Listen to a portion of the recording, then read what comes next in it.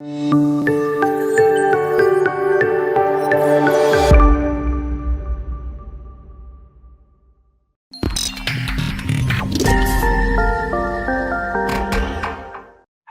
and welcome to Security Analysis. I'm UDAY BHASKAR. The focus this week is on a very important temporal punctuation for India's security narrative, which is 1 year after Galwan.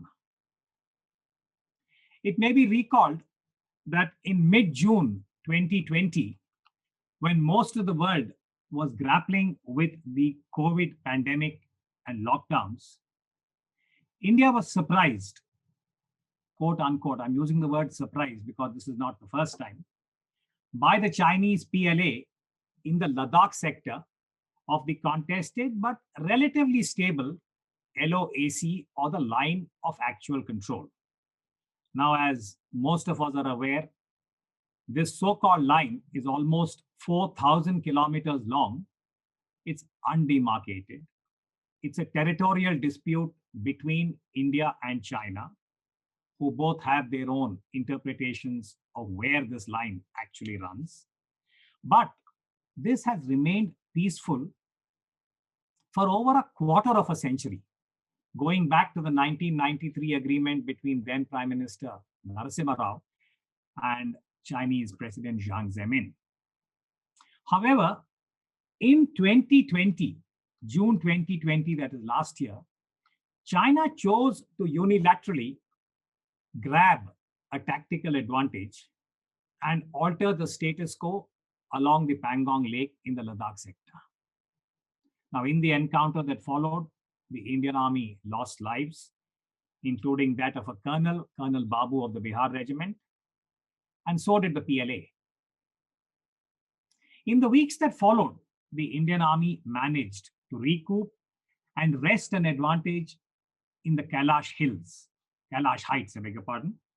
But this was vacated as part of an agreement to disengage. Most late reports say PLA not disengaged as per that particular agreement, neither has it moved back to the pre-Galwan positions. And currently, from all accounts, there's a lot of opaqueness about what is actually happening. A sullen stalemate prevails.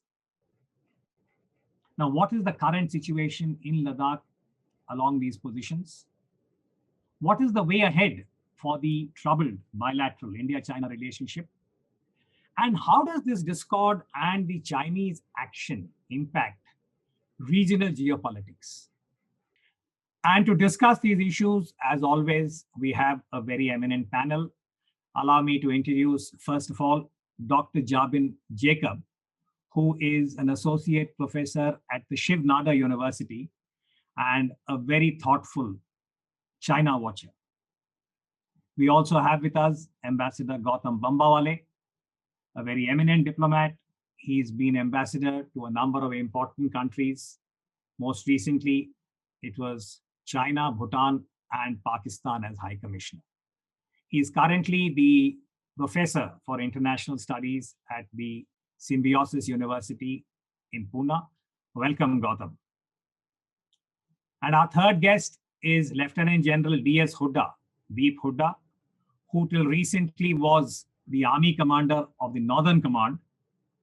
And post-retirement, he is now a very highly regarded commentator. He's also with the Delhi Policy Group, and he has started his own think tank, which has made what I would call as very valuable contributions to the security discourse at this point in time. Let me turn to you first, General HOODA.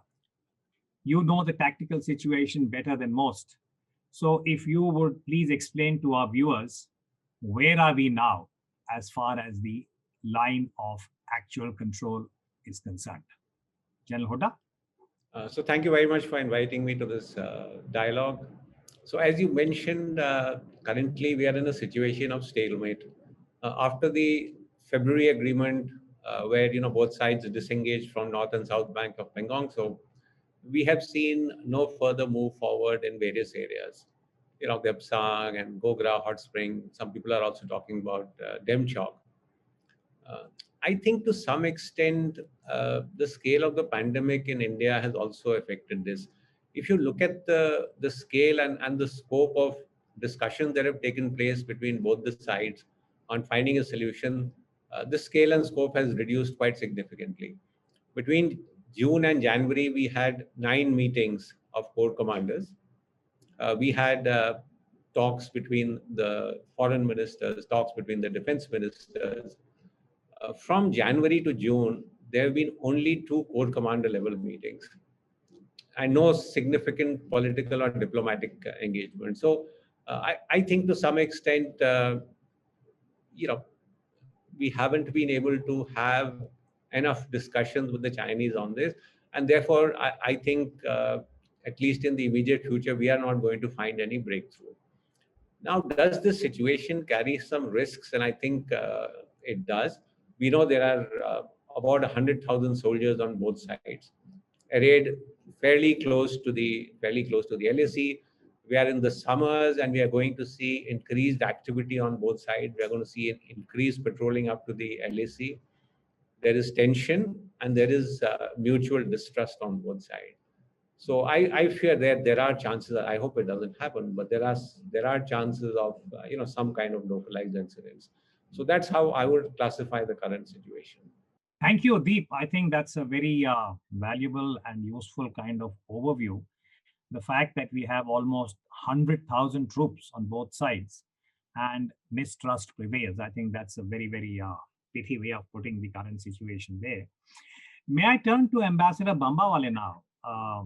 Gautam, if I could request you to pick up the thread from here. Most recently, Dr. Jaishankar, our foreign minister, he had described the post-Galwan status of the relationship as being at a certain crossroads as far as the bilateral is concerned. Now, in the light of what General HOODA has said, how do you see the way ahead as far as the India-China relationship is concerned, especially when China is preparing for the July centenary of the party from? Well, the way I see it is that since end April or early May of 2020, because of the military aggression and attempted military coercion by China, obviously the bilateral relationship has deteriorated. And it has deteriorated over the past year, and it will continue to deteriorate as long as this situation continues.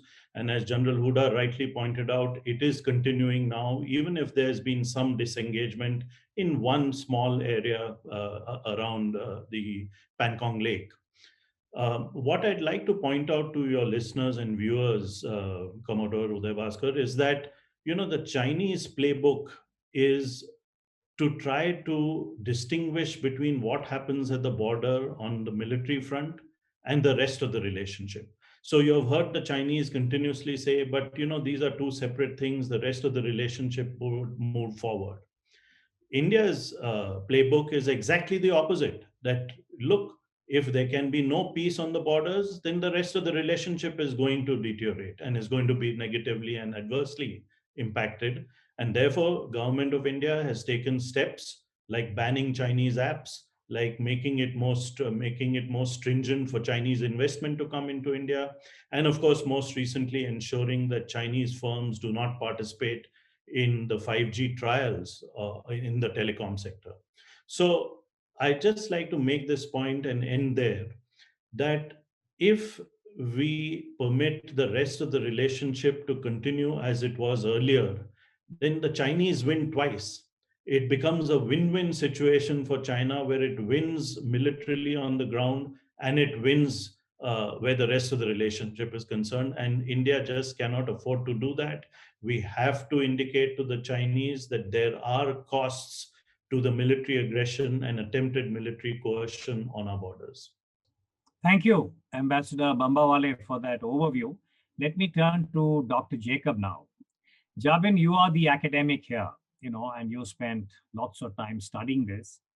Now, one of the issues that perhaps you might like to comment on is that India was surprised in June 2020 Now, those who recall the checkered bilateral relationship would remember that in October 1962, we said much the same thing. We also said this in Kargil in 1999. We also said this in Mumbai 2008. So how do you read this, India's reactive response when there are such challenges to national security and territorial sovereignty? What is your assessment? And then I'll request you to look at some of the other issues. Thank you, Commodore Bhaskar. I think that's a very important question. 1 year from Galwan, we have actually not heard much by way of the question of accountability within the Indian system. As you said, the expression that we've been surprised has come up quite often. But the question really is, why were we surprised? There were these three trend lines that I think Indians in India have noticed and have commented on frequently for several years now with respect to Chinese foreign policy and Chinese politics. One, of course, we've been seeing what the Chinese have been doing in other parts of their neighborhood. We've seen China's actions in the South China Sea, how it said one thing, did another, how it broke promises consistently, and how it harassed and coerced several of its neighbors. Second, we have the experience of a distinct change in the tone and tenor of Chinese politics inside.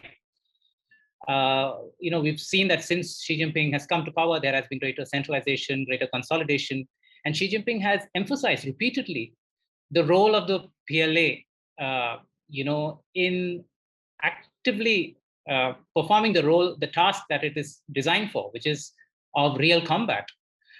He's talked about civil-military fusion, quite often, which is essentially a way of militarizing Chinese society, right?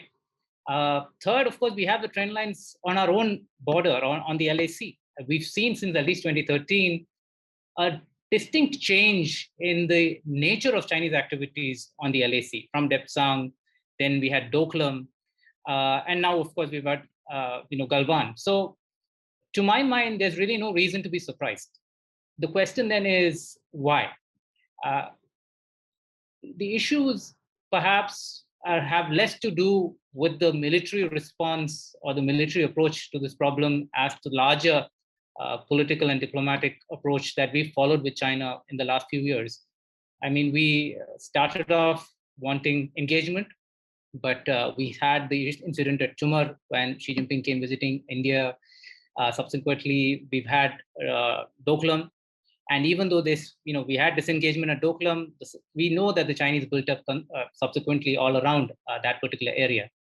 So, and then we've had the informal summit. So the issue to my mind is whether we were misled by this engagement process with the Chinese, whether we let our guard down because of this. And, if that's the case, then there really needs to be a rethink about how we go about dealing with China. Perhaps now that rethink has arrived. But I think that the complete rethink or the change in policy will not be complete without understanding clearly where we went wrong and declaring that this was a mistake that we had made in our China policy over the last few years. I think, Jabin, on that point, I would make the suggestion that the only way ahead then is, first of all, to have a kind of review of Galwan in much the same way that we had after Kargil. If you remember, when Prime Minister Vajpayee was at the helm, post Kargil, we had the Kargil committee, which was led by Mr. K. Subramaniam, and had very eminent people like Mr. George Varghese and General Hazari, etc., if I remember right. So let me turn this to General HOODA. Jabin makes a point about the fact that, there were certain trend lines, yet we were surprised in Galwan in early 2020, last year, basically. So did we miss anything? I'm talking about purely the military part. We had COVID. We did read in the newspapers, that there was some disruption to the communication lines and troops could not move, etc. But what is your read? There are two questions I want to embed here. One is, was the military surprised last year? Two, over the next 21 to 22, is it likely that we could be surprised again militarily? Deep? So, well, to be frank, we were surprised. If you were not surprised, you would have seen such large-scale sort of intrusions. But I think we also need to be conscious that yes, it's wiser in hindsight. Uh, there was no immediate military provocation on the borders, which could have sort of warned the army. There is talk that PLA had moved in for exercises in January, and it was reported in some newspapers. But I want to point out that this is also routine, because if you look at 2019 and you look at 2018, similarly in the months of January, February, the PLA had been carrying out exercises in that area. So I think it was we were unable to judge the Chinese intentions. The movements were picked up. The fact that the PLA had moved in with some troops for exercises was known since January. I think the intentions of and at from that perspective, I think those intentions I think lie beyond military commanders. The intelligence agencies, etc. All needed to sort of come together to see this is what the Chinese are thinking. So yes, we were surprised, but and frankly, Galwan, I would treat as a local situation. I'm sure both sides didn't want Galwan to happen. Neither did the PLA want these casualties to happen, neither the Indian side. So we could go into why Galwan happened, but I think it was more a sort of a localized incident. Uh, we should look at the larger picture. I want to press you here. Can it happen again? When you make the point that it was an I'm coming to that. I'm coming. You said, can it happen? See, in certain areas, still these things can happen because, and I'm not now talking Ladakh, which is sort of easier to keep a watch over. Areas of Eastern Arunachal Pradesh, where our road infrastructure in many areas is still not going up to the borders. The Chinese have much better infrastructure on the other side and can build up. We don't have a surveillance capability like the Americans, which does 24/7 surveillance of areas. So I'm saying limited in a tactical sense. There is a scope of getting surprised in certain areas. I think the army is conscious of that, and so they are making plans as to what to do in case the Chinese sort of come into some areas. So those plans are there. But the short answer is yes, because of a lack of capability to look on the other side on a 24/7 basis, and because our infrastructure on our side is poor. Thank you. Ambassador Babawale, if I could come back to one of the points you made about the complete diametrically opposite kind of positions for India and China, as far as the post-Galwan situation is concerned, where Beijing wants to continue with the bilateral and leave this quarantined in a way, the border dispute. Even as recently as yesterday, the Chinese ambassador to India made much the same point in a public interaction. We have the Indian position, which says that we have to address the border situation before we can have normalcy. But there's one anomaly as I see it, which is that even though we've had some minor issues, like for most recently, the Indian Olympic Association has said that they would not use Chinese brand names for the clothing of our athletes, etc., etc. There are some other areas where we've said no to China. But the trade figure showed that for the first 5 months, the figures for this year have improved year month from preceding year. So what does that say about this anomaly, that we have a tactical situation on the border, but the trade and economic kind of dimension seems to be moving on its own momentum, and I presume that's because of globalization. So when India is not part of RCEP and we have a bilateral with China, can we really become a $5 trillion economy in the years ahead with this kind of a stalemate with China? Ambassador Bambawale? The way is, does India need to decouple its economy from China? And the fact of the matter is that from a practical point of view, that is almost impossible in today's day and age. And perhaps that may be reflected in the trade figures that you're quoting from the first 5 months of this year, etc. But I think from a longer term perspective or even a medium term perspective, there is very little doubt that India is going to take some steps and measures which will reduce the salience of China in our bilateral trade and in our economy. We've already banned Chinese apps, a number of them. We've already taken the step of ensuring that a big Chinese company like Huawei doesn't have a role in our 5G trials, at least. And if it can't have a role in trials, they're not in the rollout. Now, these are trends which are going to impact the economic situation between the two countries in a longer period of time. Similarly, there are other areas, and I'll just give an example. For example, in the pharmaceutical industry, you know that today India imports almost 65 to 70% of its active pharmaceutical ingredients, APIs, from China. Now, I can see that India has an advantage and a competitive advantage in the manufacture of APIs. It's just that many of these factories which were making this kind of stuff like penicillin, etc., in India had to shut shop.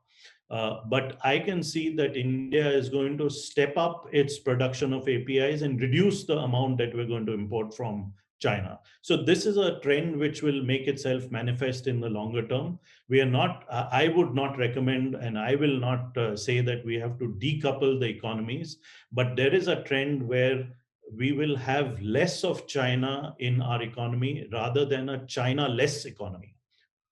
Gautam, I want to ask you one more question. This is a very interesting formulation that we are going to ensure that the dependency will reduce in certain areas. But as far as India's engagement with China is concerned in other fora, for instance, most recently we had the foreign ministers at BRICS. Earlier we had India, China, Russia at SCO. So that seems to be moving, in a pattern that would be described as normal. So you see this again as something that India would have to maintain these anomalous kind of positions? Yeah, I think your last sentence describes it. Meetings of BRICS or the Shanghai Cooperation Organization may take place and have indeed taken place. But where bilateral relations are concerned, they have deteriorated tremendously. They will continue to deteriorate because the Chinese do not show any intention of changing their posture, orientation and posture. And in fact, I would like to say, because you're looking forward, let me also make one point, if you permit me, which is that one of the necessary conditions for the Chinese to undertake the kind of military aggression they did in starting in end of April or early May 2020, and which continues even today, is the huge asymmetry that exists now between India and China, not only in the economic sphere, not only where economic power is concerned, but also where military power is concerned, also where technological power is concerned, and to put it together, it's what the Chinese call comprehensive national power. It is because of this great asymmetry, which if you use GDP as a simple measure of this asymmetry in power between our two countries, you know that China is 14.5 trillion US dollars, India is 3 trillion US dollars. So it is this huge asymmetry which is driving the Chinese. Necessary factor, a necessary condition for the Chinese to undertake this military aggression and coercion. And in the long term, India will have to address this problem and increase its economic size, increase and reduce the asymmetry. But I'll just put that out there and leave it to you. No, that's very important. I'll get the others to come in. Javin, you want to come in on the points made by Gautam, by Ambassador Bambawale, particularly what I see as a contradiction. Tracks, trade investment, bilaterals, multilaterals. Can we sustain this? What is your read on this, Javin? I wouldn't necessarily call it a contradiction in the classical sense. I mean, bilateral relations, international relations are complex creatures. We need to try different things at the same time. So, I mean, I agree with Ambassador Bambawale when he says that the economic relationship is not something that can be simply seen as black and white. I mean, if you cut off the Chinese, it's not as if the others are going to give you Chinese prices. We actually effectively undercut our own leverage in terms of price vis-a-vis other powers. So we have to take this, we have to do this very carefully. Certainly, we've made some right decisions, which is in areas where, such as Chinese apps, cutting the Chinese off from 5G, areas where national security and economic competitive advantages intersect, we need to maybe make some initial sacrifices so that we can build up. But it's not necessarily, always to be to get rid of the Chinese completely. I like the formulation that Ambassador Bambawale had about seeing not a China-less economy, but less of China. And this is really what everybody else is also engaged in. In terms of our multilateral engagement on this, I'm a little more hesitant in continuing with what I think at least are talk shops like BRICS or the RIC. I think the SCO perhaps is a little more useful because it gives us access to other countries in the region a little more regularly. But insofar as our diplomatic capacity is limited, and insofar as that we only have so much of time and bandwidth to devote to attention, to multilateral organizations, perhaps we need to invest more in some and less in others. BRICS, really, what has BRICS achieved? And RIC, again, if we have a very good bilateral relationship with the Russians, we don't really need the Russia in trilateral to push anything. In fact, what it does is bring us down to the lowest common denominator, which is set by the Chinese. We've made, I think, serious mistakes in agreeing to concepts such as internet sovereignty. The Chinese pushed it at one of the BRICS summits, which is really contrary to our own constitutional principles, issues of freedom of expression, the right to free speech, and so on. So we have to be careful about what we sign on to when we engage with these organizations. It might look like, yes, we're just keeping things going, but there's also a cost to be paid in terms of reputation, which other countries are watching. No, I think that's a very important point, that are we inadvertently ceding certain spaces to China when it comes to issues of global governance? I think this is a topic that we must address by itself. But since we are reaching the end of the program, can I request you three gentlemen to share your thoughts about the way ahead? General HOODA, if you would like to go first, and can we sustain these 100,000 troops on both sides? And what does it mean for the Indian Army in particular, especially when we are in the middle of a transition and various changes are being affected in terms of theater commands and resource constraint because of COVID and all of that? General HOODA? Yeah, so purely in terms of sustenance of troops, I don't see that as a problem. Logistically, we can sustain it. Will it have an impact on our budget? It certainly will, because it's going to add to your revenue costs, and again, put further stress on your capital procurements. But I just want to take the point that Ambassador Bambawale brought out about military capability on both sides. As we look into the future, there is going to be enormous capability differential between the two sides. And unless we do something, this differential will only grow. And I'm not talking purely in terms of numbers, but also in terms of the military technology capability that the Chinese have acquired. They're improving their training systems. They've got effective joint war fighting structures in place.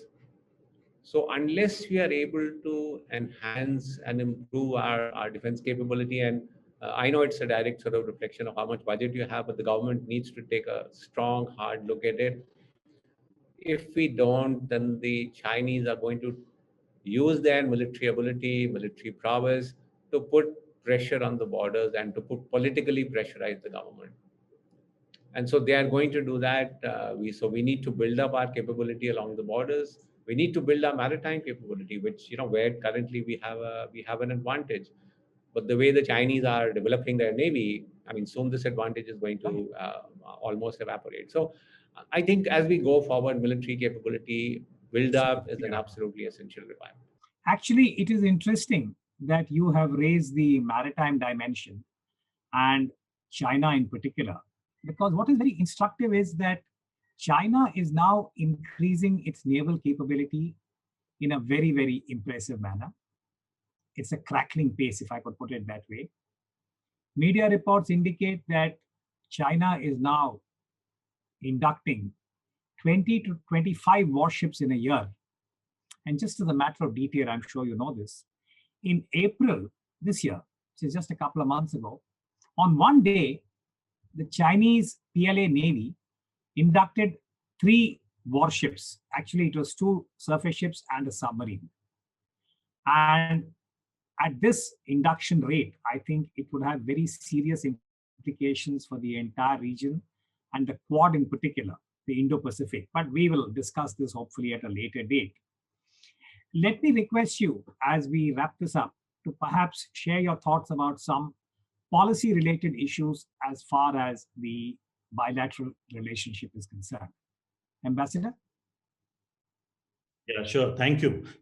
So, when we look at this power differential between China on the one hand and India on the other, then you come to the conclusion that in the short run, the only thing that India can do, even as in the long run, we try to reduce this differential by increasing the size of our economy, trying to pursue fast-paced economic growth of 8% per annum, etc. In the medium term, in the short term, the only thing India can do is to build balancing coalitions with other groups of countries. And there are 3 groups which I would recommend. There are 3 groups of countries with which India should consider building countervailing or balancing coalitions. The first, of course, is the major democracies of the world. So you have the United States, you have France, you have UK, you have Japan, you have Australia. And of course, the Quad is a group of 4 democratic countries. And you can see how quickly the Quad has progressed over the last 6 to 8 months. The second group of countries is countries who are in China's periphery. And I would like to highlight and point out 2 in particular. One is Russia and the other is Vietnam. Here are 2 countries with which we need to extend our deep strategic partnership. And the third group of countries, of course, is in India's neighborhood. And there, a prime example is Bangladesh, where we need to have the kind of balancing coalition, deep strategic partnerships that we're talking about. And those deep strategic partnerships go beyond mere political partnerships. They have to be economic in nature. So you need to have some amount of give and take on the economic interaction. They need to be technological in nature. They need to be people-to-people contacts, and of course, inter-institution contacts. So Thanks, I think medium term, that is what we should be doing and what we are actually doing. Thank you so much. Javin, this is very unfair to you. You're a learned professor. But can I give you all of 280 characters to make your point in a couple of minutes about what you see as the way ahead? And I apologize for doing this to you. Javin? I think the one important lesson that observers of China have understood is key to China's growth, to its current influence in global politics, is that it has built up domestic capacity. So the answer to India's challenges with China also lie internally. It's about us building up internal capacity. And, we have many strengths that the Chinese simply do not have. We are a federal country, and yet our states in India are constrained in multiple ways, unable to perform not just their immediate role as domestic players, but also vis-a-vis our neighbors. I think there's much potential that can be released, that should be tapped of Indian states itself. I think we have the capacity, academic, intellectual, military, and it's also a problem in India that the different sectors don't really talk to each other. And the government doesn't do a good enough job of bringing all groups together to talk to each other and tapping the best of these conversations. So as long as we are not able to do that, we'll flounder, not just in China policy, but in foreign policy in general and security policy. Thank you. I apologize to you, Javin, for cutting you halfway, but I wanted to thank all my guests. This has been a fascinating session. Dr. Jacob, Ambassador Gautam Bambawale, and Lieutenant General HOODA for making the kind of observations you have. I hope we'll have a chance to invite you gentlemen again. Let me say in conclusion that the Sino-Indian relationship is at a very definitive kind of crossroads. But the tracks are tangled. While there is a military standoff in one part of the LOAC, there is engagement in other domains, as our discussion revealed. For instance, the recent SCO and BRICS meetings are case in point.